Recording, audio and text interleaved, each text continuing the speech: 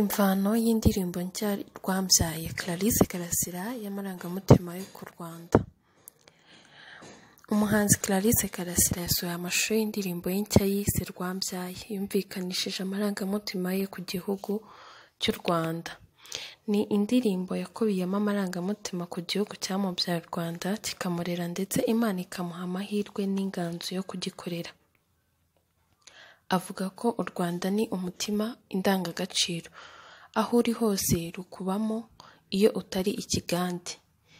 Yabwiye Inyarwanda ko iyi ndirimbo yamujemo muri Mutarama mu mwaka w'2021 ubwo yari yatemberanye n'inshuti ze bageze i Rulindo ku kirenge cya Ruganzu. Avuga ko icyo gihe iyi ndirimbo yamujemo iri mu njyana y'ikinyemera, nyuma aza kuyivugurura igenda nk'uko yasohotse imeze. Ati yaje ubwo twitegerezaga ibyo binyaburanga n'ingoro z'umurage wacu muri ubwo butembere. Clarisse Karasira aherutse guhembwa n'inteko y'umuco kubwo guteza imbere ikinyarwanda.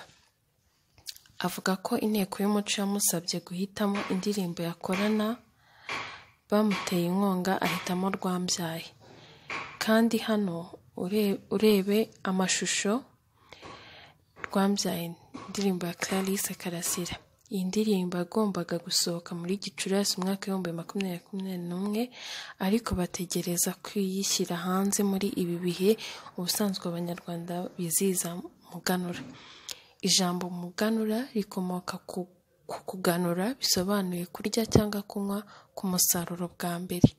Uwo musaruro umuntu yashoboraga kuwusangiza abandi, baba abavandimwe, inshuti n'abaturanyi. Icyo gihe icyo gikorwa kikitwa kuganuza.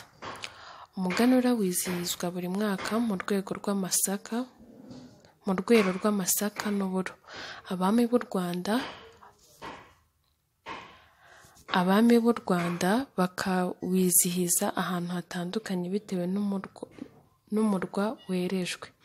Tariki ya 6 Kanama umwaka w'2021 nibwo u Rwanda ruzizihiza umunsi ngarukamwaka w'umuganura ku nsanganyamatsiko igira iti umuganura isoko y'ubumwe n'inshingano n'ishingiro ryo kwigira. Clarisse Karasira avuga ko nubwo u Rwanda n'isi bari mu bihe bitoroshye byo guhangana na COVID-19 ariko ari ingenzi nabyo gukomeza kwibuka ko dufite igihugu cyiza kirimo ibyiza biduteza imbere none n'ejo, bityo ko tutabura gutaramira ngo twizihize urwatubyaye. Yasabye abafana be n'abakunzi b'umuziki gukomeza guharanira kwiyumvamo ko ari bamwe, bityo uburyarya, kwishishanya, gusebanya n'ibindi byose biranga ubukene n'imyumvire babivemo bubaka igihugu cyiza.